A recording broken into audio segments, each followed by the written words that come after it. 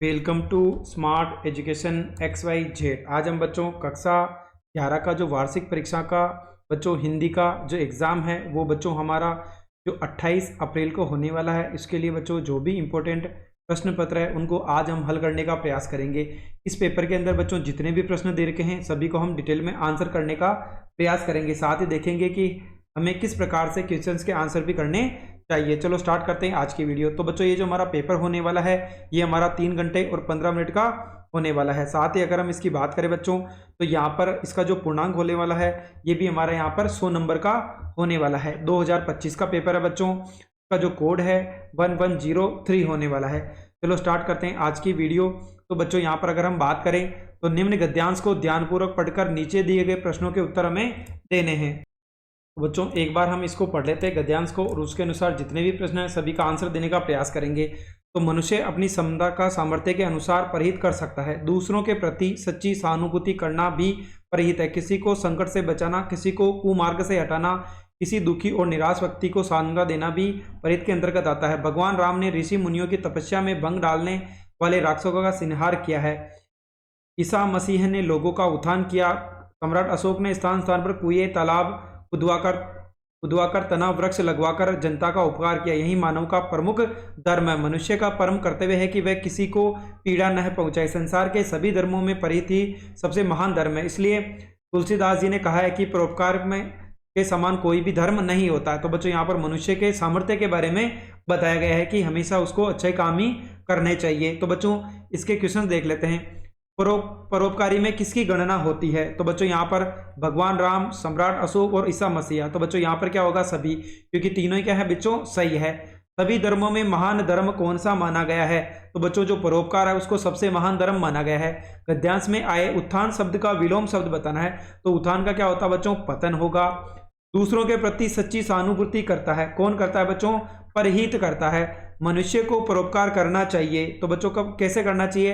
अपने सामर्थ्य यानी अपनी शक्ति के अनुसार दूसरों का बच्चों भला करना चाहिए, उनकी हेल्प करनी चाहिए। अगला उपयुक्त गद्यांश का शीर्षक क्या है? तो बच्चों अगर हम बात करें इसके शीर्षक की तो बच्चों यहाँ पर हमारा होगा परोपकार। चलो दूसरा देख लेते हैं। यहाँ पर एक पद्यांश दे रखा जिसको पढ़ करके हमें नीचे दिए गए प्रश्नों के उत्तर देने हैं। रणबेरी सुन कहे विदा विधि विदा विदा, जब सैनिक पुलक रहे होंगे हाथों में कुमकुम थालियों, कुछ जलकण ढुलक रहे होंगे कर्तव्य प्रेम की उलझन में, पथ भूल न जाना पथिक कहीं, कुछ मस्तक कम पड़ते होंगे जब महाकाल की माला में, माँ मांग रही होगी आहुति जब स्वतंत्रता की ज्वाला में, पल भर भी पड़ असमंजस्य, पथ भूल न जाना पथिक कहीं। तो बच्चों यहाँ पर पथिक के बारे में बताया गया है, यानी रास्ते पे चलने वाले के बारे में। तो पथ भूल न जाना पथिक कहीं में पथिक किसे कहा गया है? तो बच्चों यहाँ पर सैनिक को कहा गया है। कुछ जल कण ढुलक रहे होंगे में किसके लिए कहा गया है? तो बच्चों यहाँ पर होगा हमारा माँ, बहन, पत्नी। यहाँ तो उपयुक्त क्या होगा? सभी। स्वतंत्रता शब्द में कौन सा प्रत्यय है? तो बच्चों यहाँ पर ता प्रत्यय का प्रयोग किया गया है। माँ मांग रही होगी आहुति में आहुति शब्द का अर्थ क्या होता है? तो बच्चों यहाँ पर बलिदान होता है। क्या होगा बच्चों? बलिदान। पल भर भी पड़ असमंजस्य में असमंजस्य का अर्थ क्या होता है? बच्चों यहाँ पर अगर हम बात करें तो जो बच्चों असामंजस्य की बात की जा रही है कि इसका मतलब क्या है? तो बच्चों उलझन, दुविधा, कसम का। तो उपयुक्त सभी इसके राइट आंसर है। प्रस्तुत पद्यांश का उचित शीर्षक क्या है? तो बच्चों कर्तव्य प्रेम की उलझन में। अगर हम बात करें तो बच्चों क्वेश्चन नंबर जो 3 है यहाँ पर हमें बोला है निम्नलिखित में से किसी एक विषय पर निबंध लिखिए। यानी बच्चों आपको किसी एक विषय पर आपको यहाँ पर निबंध लिखना है। पहला है शिक्षित नारी सुख समृद्धि कारी। अगला है सोशल मीडिया का बढ़ता प्रयोग एवं उसका प्रभाव, युवाओं में बढ़ते नशे की कुप्रवृत्ति, खाद्य पदार्थों में मिलावट का बढ़ता कारोबार। तो बच्चों यहाँ पर हमें 4 विषय दे रखे हैं, आपको किसी एक विषय पर यहाँ पर बच्चों निबंध लिखना है। अगला है आप अपनी ग्राम पंचायत के सचिव की ओर से अपने जिला कलेक्टर को गांव में फैली मौसमी बीमारियां यथा मलेरिया, डेंगू, चिकनगुनिया के उपचार हेतु चिकित्सकों की टीम भेजने हेतु कार्यालय पत्र लिखिए। यानी बच्चों आप ग्राम पंचायत के सचिव हो, आपको क्या करना है? आपका जो जिला कलेक्टर है उनको बच्चों आपका जो एरिया है यानी गांव है उसमें जो गंदगी फैल रही है जिससे बहुत सारी बीमारियां उत्पन्न हो रही है उसके लिए आपको क्या करना है? पत्र लिखना है।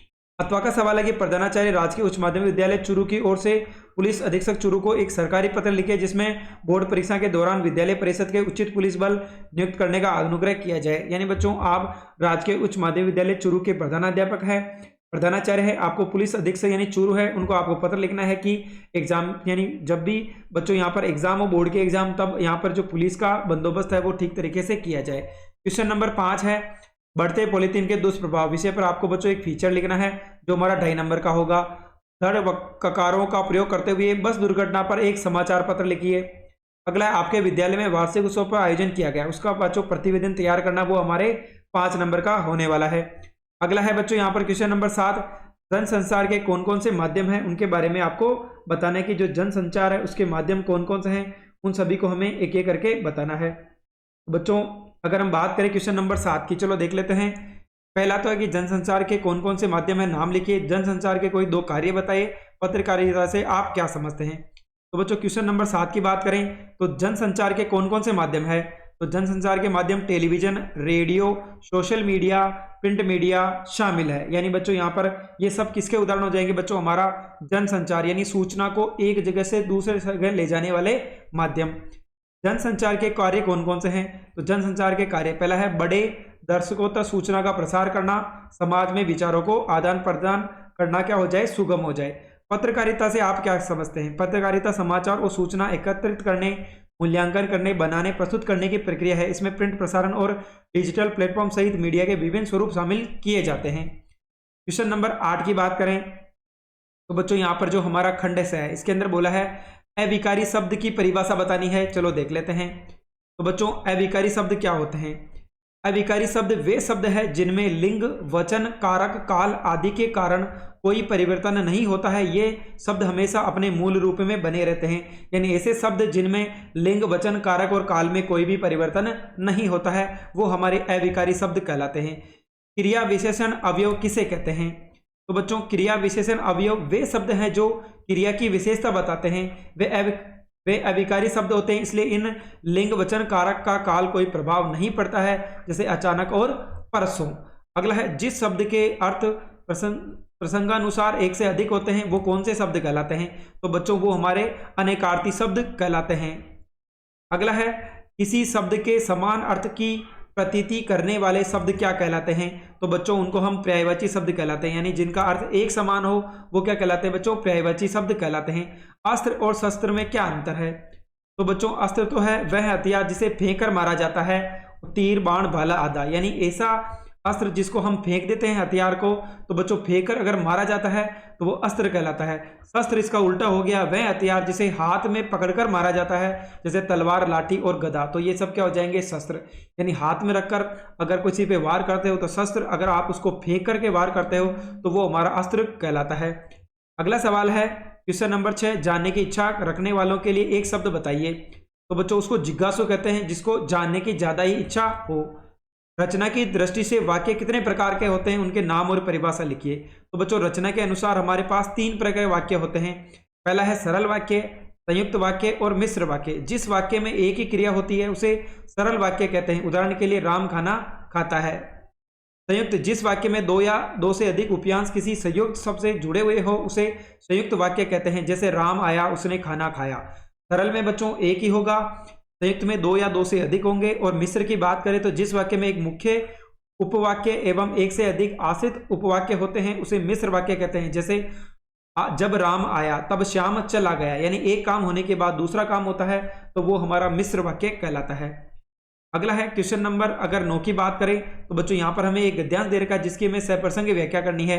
दूसरे दिन जब फॉरेस्ट डिपार्टमेंट के आदमी आरी कुल्हाड़ी लेकर पहुंचे तो उसने पेड़ काटने को रोक दिया। मालूम हुआ कि विदेश विभाग से हुक्म आया है कि इस पेड़ को न काटा जाए। कारण यह था कि पेड़ को 10 साल पहले राज्य के प्रधानमंत्री सेक्रेटरी को लोन में लगाया गया था। अब अगर यह पेड़ काटा गया तो इसी बात में काफी अंदेशा था कि पिटोनिया सरकार ने इसे संबंध सदा के लिए बिगड़ जाएंगे। अगले की बात करें यहाँ पर भी जो अथवा में भी दे रखा है कि मैं इसकी कोशिश करता हूँ, बताता हूँ कि हिंदुस्तान वह सब कुछ है जिसने उन्होंने समझ रखा, लेकिन वह इससे भी बहुत ज़्यादा है। हिंदुस्तान के नदी, पहाड़, जंगल, खेत जो हमें अंत देते हैं सभी अजीज है, लेकिन आखिरकार जिनकी गिनती हो वे हिंदुस्तान के लोग, उनके चारों ओर मेरे जैसे लोग मेरे जैसे लोग इस सारे देश में फैल जाते हैं। भारत माता दरअसल यही करोड़ों लोग हैं। भारत माता की जय, मतलब इन लोगों की जय हो। मैं इनसे कहता हूं कि तुम भारत माता के अंश हो, एक तरह से तुम ही भारत माता हो। अगला बच्चों क्वेश्चन नंबर 10 है। इसके अंदर आपको एक पद्यांश दे रखा है जिसकी सप्रसंग व्याख्या करनी है। सबसे खतरनाक होता है मुर्दा शांति से भर जाना, न होना तरफ सब सहन कर जाना, घर से निकलना काम पर और काम से लौटकर घर आना। सबसे खतरनाक होता है हमारे सपनों का मर जाना। अथवा का है अपनी बस्तियों को नंगी होने से, शहर को आबो हवा से बचाने हेतु बचाएं डूबने से, पूरी की बस्ती को हड्डियों में अपने चेहरे पर, संथाल परगना की माटी पर, रंग भाषा में झाड़ जड़ीपन। अगला बच्चों क्वेश्चन नंबर हम 11 की बात करें तो यहाँ पर बच्चों हमें देखो कुछ प्रश्न दे रखे हैं जिनके हमें क्या करना है, यहाँ पर आंसर देने हैं। पहला सवाल है रजनी की स्लिप घंटे भर से चपरासी ने क्यों दबा रखी थी। तो बच्चों अगर बात करें तो रजनी की स्लिप चपरासी ने इसलिए दबा रखी थी क्योंकि वह उसे कुछ देर और रोकना चाहता था ताकि वह उसे कुछ बातें कर सके। जामुन का पेड़ कहानी के किस व्यंग्य किया गया है। तो जामुन का पेड़ कहानी में सरकारी तंत्र की लाल फितशाई और संवेदनहीनता का व्यंग्य किया गया है। किसानों के साथ भारत की चर्चा नेहरू जी कब करते थे। किसानों के साथ भारत की चर्चा नेहरू जी जब करते थे तब उन्हें देश की एकता, विकास और भविष्य के बारे में समझाते थे। नेहरू जी ने भारत शब्द की उत्पत्ति के संबंध में क्या बताया था वो हमें बताना है। चलो पढ़ लेते हैं यहाँ पर कि नेहरू जी ने भारत शब्द की उत्पत्ति के संबंध में बताया कि यह शब्द प्राचीन काल में इस देश के महान राजा भरत के नाम से आया है। अगर क्वेश्चन नंबर 12 की बात करें, निम्नलिखित को 400 शब्दों में देना है। किस फिल्म की शूटिंग करते समय फिल्मकार को किन किन समस्याओं का सामना करना पड़ता है। तो बच्चों क्या क्या चीज़ों का ध्यान रखना पड़ता है फिल्मकार को शूटिंग के समय। एक फिल्म निर्माता को शूटिंग के दौरान अनेक चुनौतियों का सामना करना पड़ता है जिनमें वित्तीय बाधाएं, तकनीकी कठिनाइयां, स्थान मौसम संबंधी समस्याएं, कलाकारों के क्रू का प्रबंधन शामिल है, अनुमति प्राप्त करना, अप्रत्याशित देरी से निपटना, व्यवहारिक बाधाओं के बीच रचनात्मक दृष्टिकोण बनाए रखना भी महत्वपूर्ण है। जामुन का पेड़ हास्य व्यंग्य कथा के लेखक ने कवियों का क्या व्यंग्य किया है। तो व्यंग्यात्मक कहानी जामुन का पेड़ में लेखक कवियों की अव्यवहारिकहीनता और वास्तविकता से अलगाव की आलोचना करता है। एक पेड़ के नीचे फंसे हुए व्यक्ति के व्यवहारिक मुद्दों पर कवियों की सौंदर्य शास्त्र के प्रति चिंता, वास्तविक दुनिया में समस्या समाधान कौशल की उनकी कथित कमी को उजागर करता है। आजादी के पूर्व किसानों को किन मुद्दों का सामना करना पड़ा। स्वतंत्रता से पहले भारतीय किसानों को दमनकारी ब्रिटिश नीतियों के कारण भारी कठिनाइयों का सामना करना पड़ा। उच्च कर, कुछ फसलों की जबरन खेती, सिंचाई सुविधाओं की कमी, जमींदारों और साहूकारों तथा शोषण आम समस्या हैं जिनकी कारण गरीबी, बार बार अकाल पड़ते हैं। अगला है बच्चों क्वेश्चन नंबर 13 कि नमक का दरोगा कहानी में पंडित अलोपदीन के व्यक्तित्व में कौन से दो पहलू उभर आए थे। अथवा का सवाल है धनराज मोहन को अपना प्रतिद्वंदी क्यों नहीं समझा जाता था। क्वेश्चन नंबर 14 जामुन का पेड़ व्यंग्य में मूल विषय कौन सा है। और बच्चों इसके अंदर अथवा का सवाल भी हमें दे रखा है कि जवाहरलाल नेहरू के देशभक्ति जगाने के लिए क्या क्या किया था। क्वेश्चन नंबर 15 है कबीर को हजारी प्रसाद द्विवेदी ने क्या कहा था। तो बच्चों अगर हम बात करें क्वेश्चन नंबर 15 की तो कबीर को हजारी प्रसाद द्विवेदी ने कबीर को वाणी का डिक्टेटर कहा है। दूसरा है जेल में कवि को सबसे अधिक किसकी याद आती थी और क्यों। तो बच्चों यहाँ पर इसका आंसर हमारे पास, चलो अभी छोड़ते हैं इसको। सबसे खतरनाक कविता में सपनों का मर जाना से क्या हास्य है। तो बच्चों सपनों का मर जाना से हास्य की आशा और उत्साह का खत्म हो जाना जिससे जीवन निरस और अर्थहीन हो जाता है। आओ मिलकर बचाएं कविता में किस प्रदेश की संस्कृति का चित्रण किया गया है।